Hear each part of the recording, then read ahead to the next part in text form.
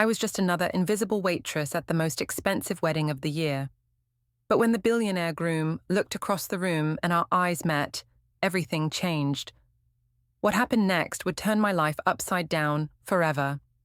This is the story of how one moment changed everything.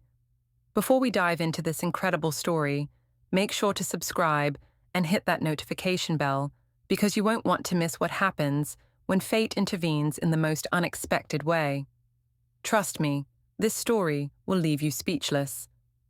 My name is Luna, and 6 months ago, I was barely scraping by, working 3 different jobs just to afford community college, living in a tiny studio apartment that I shared with my cat, Pepper. Every dollar mattered, every opportunity counted.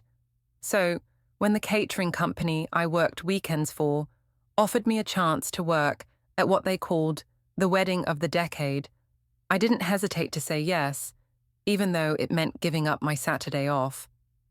I had no idea that accepting that job would completely change my life.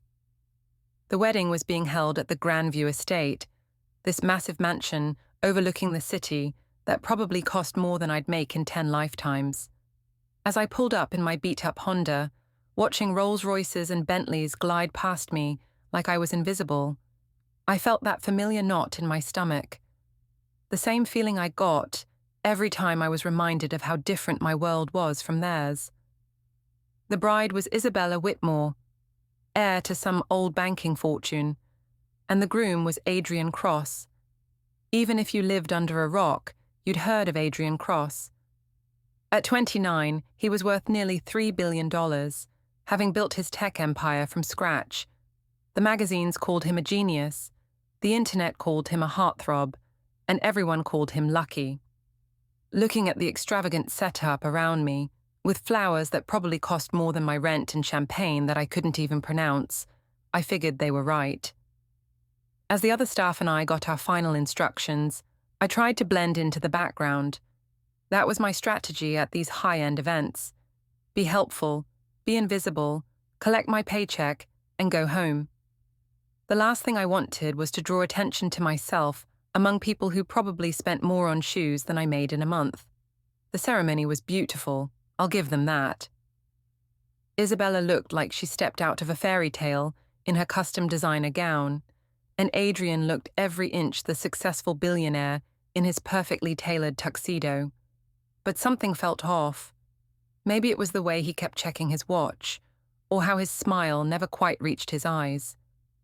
During the vows, while Isabella spoke about their perfect partnership and their shared vision for success, Adrian looked like he was somewhere else entirely. After the ceremony, cocktail hour began, and that's when my real work started.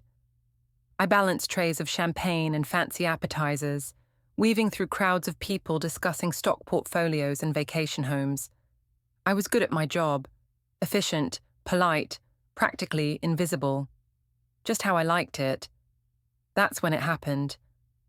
I was making my way through the crowd with a fresh tray of champagne when I felt someone staring at me. You know that feeling, right? When you can actually feel someone's eyes on you. I looked up, and across the room, the groom was looking directly at me. Not through me, not past me, but at me. His face had this expression I couldn't quite read. Surprise, confusion, maybe recognition. For a second, our eyes met, and I felt this weird jolt of familiarity, like déjà vu, but stronger. There was something about his face, his eyes especially, that seemed so familiar. But that was impossible. I'd never moved in circles where I'd meet billionaire tech moguls. I quickly looked away and continued serving drinks, trying to shake off the strange feeling. Rich people were weird sometimes. Maybe he was just zoning out and happened to be looking in my direction. But I could still feel his gaze following me as I moved through the crowd. About an hour later, during a quiet moment when I was refilling glasses near the garden terrace, he appeared beside me. Up close, he was even more striking than in the magazines, but it wasn't his good looks that made my breath catch. It was his eyes. Those same warm brown eyes that I suddenly remembered from a completely different time and place. "Luna Martinez," he said quietly, and my heart nearly stopped. It is you. The champagne glass I was holding slipped from my fingers and shattered on the marble floor. Because in that moment, 15 years melted away, and I was 8 years old again, standing in the backyard of my childhood home in Millbrook, a small town about 3 hours from here. Adrian, I whispered, unable to believe it. Adrian Chen. He smiled then, the first genuine smile I'd seen from him all day. I wondered if you'd remember me. How could I forget? Adrian Chen had been my best friend when we were kids. We lived on the same street, went to the same elementary school, spent every afternoon after school together, building forts in my backyard, or riding our bikes to the creek behind his house. His family had immigrated from Taiwan when he was 5, and my family had moved to Millbrook from Mexico when I was 6. We bonded over being the new kids, the ones who were still figuring out where we belonged. But your name, I said, still trying to process this impossible situation. Adrian Cross? I had it legally changed when I turned 18, he explained. Cross was my mother's maiden name. I thought it sounded more American, more business-friendly. There was a hint of sadness in his voice when he said it. I can't believe it's really you, I said, and then immediately felt embarrassed. Here I was, in my black server's uniform, with my hair pulled back in a practical ponytail, talking to a billionaire at his own wedding. Congratulations, by the way. Your bride is beautiful. Something flickered across his face at the mention of Isabella, but before he could respond, a sharp voice cut through our conversation. Adrian, darling, what are you doing? Isabella appeared at his side, her perfect smile not quite hiding the ice in her voice. She looked me up and down with barely concealed disdain. The photographer needs you for family photos. Of course, Adrian said, but he didn't move immediately. Instead, he looked at me and said, Luna, we should catch up properly. Would you? I'm working, I interrupted quickly. I should get back to it. Isabella's smile became even more strained. Yes, I'm sure the staff has plenty to keep them busy. The way she said staff made it clear exactly what she thought of me. As they walked away, I noticed Isabella lean in close to Adrian, whispering something that made him stiffen. I tried to focus on cleaning up the broken glass, but my hands were shaking. Seeing Adrian again had stirred up so many memories I'd buried deep. We'd been inseparable as kids. Adrian was quiet and thoughtful, always the one with the big dreams. He used to talk about inventions he wanted to create, ways he could help people with technology. I was the dreamer too, but in a different way. I wanted to be a teacher, to help other kids who felt lost like we sometimes did. The last day I saw him, we were 11 years old. His family was moving away because his father's small tech startup had gotten bought by some big company in California. Adrian had made me a friendship bracelet out of red and blue embroidery floss, my favorite colors, and made me promise to keep it forever. I'll come back for you, he'd said, with the serious intensity that only 11-year-olds can muster. When I'm rich and famous, I'll come back and find you, and we'll be best friends again. I'd laughed and told him he was silly, but I'd kept that bracelet. Even now, 15 years later, I still wore it sometimes. In fact, I was wearing it today, hidden under the long sleeves of my uniform. The rest of the evening passed in a blur. I kept catching glimpses of Adrian throughout the reception, always surrounded by important-looking people, always with Isabella's hand possessively on his arm. But several times, I caught him looking in my direction, and each time, my heart did this little skip that I tried to ignore. It was during the dinner service that things got complicated. I was clearing plates from one of the head tables when I overheard Isabella talking to her friends. "Did you see Adrian talking to one of the waitresses earlier?" she was saying, her voice dripping with disdain. "Honestly, sometimes I think he forgets where he comes from.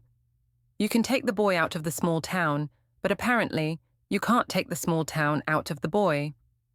Her friends laughed, and one of them said, "Well, you'll fix that soon enough. Once you're married, you can help him understand proper boundaries." "Exactly," Isabella replied. "This marriage isn't just about love, It's about building an empire. Adrian needs someone who understands that world, not some little nobody from his past. I felt sick to my stomach, not just because of her cruel words, but because of what they revealed. This wasn't a love match, it was a business transaction. And Adrian, my Adrian, who used to dream about making the world better, was trapped in it. Later that evening, as the reception was winding down, I was cleaning up in the kitchen when Adrian appeared in the doorway. He'd loosened his tie, and his hair was slightly messed up, making him look more like the boy I remembered. "Luna," he said, "I've been looking for you." "You should be with your wife," I said, not looking up from the dishes I was washing. "She's not my wife yet," he said quietly. "The ceremony was just for show. We're signing the papers next week." Something in his voice made me look up. "Adrian, what's wrong?" He ran a hand through his hair, a gesture I remembered from when we were kids, and he was frustrated about something. "Can we talk, please? Just for a few minutes?" I glanced around the kitchen. Most of the other staff had already left, and my supervisor was nowhere to be seen. "Okay, but just for a few minutes." We walked out to the garden terrace where fairy lights twinkled overhead like stars. The party was still going on inside, but out here it was quiet and peaceful. "I can't believe you're here," Adrian said, leaning against the stone railing. "All these years I wondered what happened to you. I tried to find you when I got older, but Luna Martinez is a pretty common name, and I didn't even know if you still lived in Millbrook." "I moved away for college," I said. "My mom got a job here in the city when I was 17. "And you're in school now?" I nodded. "Community college, studying education. I want to be a teacher." He smiled. "You always said that. Even when we were kids, you were always helping other people with their homework, making sure nobody got left behind." "What about you?" I asked. "Did you become the famous inventor you always said you'd be?" "Something like that." He looked out over the city lights. "Though sometimes I wonder if this is what I really wanted, or just what I thought I was supposed to want." There was something so sad in his voice that I found myself moving closer. "What do you mean?" He was quiet for a long moment. Then he said, "Do you still have it?" "The bracelet I made you?" I felt my cheeks warm. Without saying anything, I pulled up the sleeve of my uniform, revealing the faded red and blue bracelet on my wrist. His face lit up like sunrise. "You kept it, all these years." "You made me promise," I said simply. "Luna," he started, but then stopped. He seemed to be struggling with something. "I need to tell you something. This wedding, this marriage, it's not what it looks like." "I know," I said quietly. "I overheard Isabella talking earlier." His jaw tightened. "What did she say?" "It doesn't matter." I looked down at my hands. "Adrian, you don't owe me any explanations. We were kids. People grow up, people change. You have a life here, responsibilities." "What if I don't want this life?" He interrupted. "What if seeing you tonight made me realize that I've been living someone else's dream?" Before I could respond, Isabella's voice cut through the night air. "Adrian, there you are." She appeared on the terrace, her perfect composure showing the first cracks of annoyance. "Everyone's looking for you. We need to say goodbye to your investors." She noticed me standing there and her expression hardened. "And why is the help still here? I thought I made it clear that the staff should make themselves scarce during the private reception." "Isabella," Adrian started, but she cut him off. "No, this is exactly what I was talking about earlier. Adrian, you can't keep getting distracted by every little thing. You have priorities now, responsibilities. People are depending on you." I felt my face burn with humiliation. "I should go," I said quickly. "Congratulations again on your wedding." I turned to leave, but Adrian caught my arm. "Luna, wait." "Let her go, Adrian," Isabella said sharply. "You're embarrassing yourself." The look on Adrian's face was torn between anger and helplessness. I could see him struggling, caught between the world he'd built and the person he used to be. I made the decision for him. "She's right," I said gently. "You have responsibilities, a life. I'm just someone from your past. I slipped the friendship bracelet off my wrist and held it out to him. You should have this back. No, Luna, please. But I was already walking away, leaving the bracelet on the stone railing. I couldn't bear to see the choice he was going to make. I already knew what it would be. In fairy tales, the poor girl gets the prince. In real life, billionaires marry other billionaires, and waitresses go home alone. I gathered my things quickly and slipped out the service entrance. The catering company would mail me my paycheck. I just needed to get out of there before I completely fell apart. I was waiting at the bus stop in the light rain that had started to fall when I heard footsteps running behind me.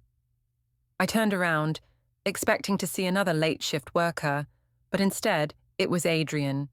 He was still in his tuxedo, but he was soaking wet and breathing hard like he'd been running. You forgot this, he said, holding out the bracelet. I didn't forget it. I gave it back. Well, I'm giving it back to you.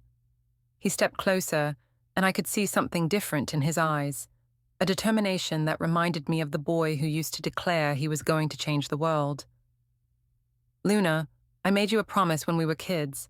I said I'd come back for you. Adrian, don't. I called off the wedding. I stared at him, sure I'd misheard. What? I called it off. Right after you left, I told Isabella and all the guests that there wouldn't be a marriage, that I couldn't marry someone when I was in love with someone else. But the business deal, your investors, we'll figure something else out, he said firmly. Luna, I've spent 15 years building a life that I thought would make me happy. But seeing you tonight, remembering who I used to be, who I wanted to be, I realized I've been living a lie. You can't just throw away everything you've built, I protested. For me? Adrian, look at me. Really look at me. I'm a part-time college student who works 3 jobs just to pay rent. We're from completely different worlds now. Are we? He took my hands in his. Because the woman who kept a childhood friendship bracelet for 15 years sounds like the same girl who used to share her lunch with kids who forgot theirs. The woman who's working multiple jobs to put herself through college to become a teacher sounds like the same person who always believed in helping others. Tears were mixing with the rain on my face. What are you saying? I'm saying that maybe the worlds we come from matter less than the world we could build together. He smiled, and this time it reached his eyes completely. I'm saying that I've been looking for you my whole life without even realizing it. He held up the bracelet. May I? I nodded, unable to speak. He gently tied it back around my wrist, and then he kissed me. It was soft and sweet and tasted like rain and possibility. When we broke apart, I asked, "What happens now?" Now, he said, we figure it out together. I know it won't be easy. I know there will be challenges, people who don't understand. But Luna, I'd rather face an uncertain future with you than a guaranteed one without you. And Isabella? Is probably planning my social destruction as we speak, he said with a rueful laugh. But honestly, I think she's more upset about the business implications than the romantic ones. We were never really in love. We were in a merger. 6 months later, as I'm recording this story, I can tell you that he was right. It hasn't been easy. The media had a field day with the story of the billionaire who left his socialite bride at the altar for his childhood sweetheart. Some people called it romantic, others called it a publicity stunt. But here's what they don't know. Adrian didn't just choose love over money, he chose to use his wealth and influence differently. Together, we started a foundation that provides scholarships for first-generation college students. He's been funding programs in small towns like Millbrook, places that get forgotten when people chase bigger dreams in bigger cities. As for us, we're taking things slow. I'm still in school, still working toward my teaching degree. Adrian is still running his company, but he's made changes, focusing on technology that actually helps people instead of just making money. We spend our evenings planning foundation events and our weekends visiting programs we've funded. Sometimes I look at that faded friendship bracelet on my wrist and think about the 11-year-old boy who promised to come back for me. He kept that promise in a way that neither of us could have imagined, not as the rich and famous person he thought he needed to become, but as the person he was meant to be all along. The night of that wedding, I thought I was just another invisible waitress. I had no idea that sometimes being seen by the right person can change everything, not because of their money or status, but because they remind you of who you really are underneath all the roles you think you have to play. True love isn't about finding someone perfect. It's about finding someone who sees the best version of you and helps you become that person. Adrian didn't save me. We saved each other. What an incredible story of true love conquering all. Sometimes the universe has a way of bringing the right people back together at the perfect moment.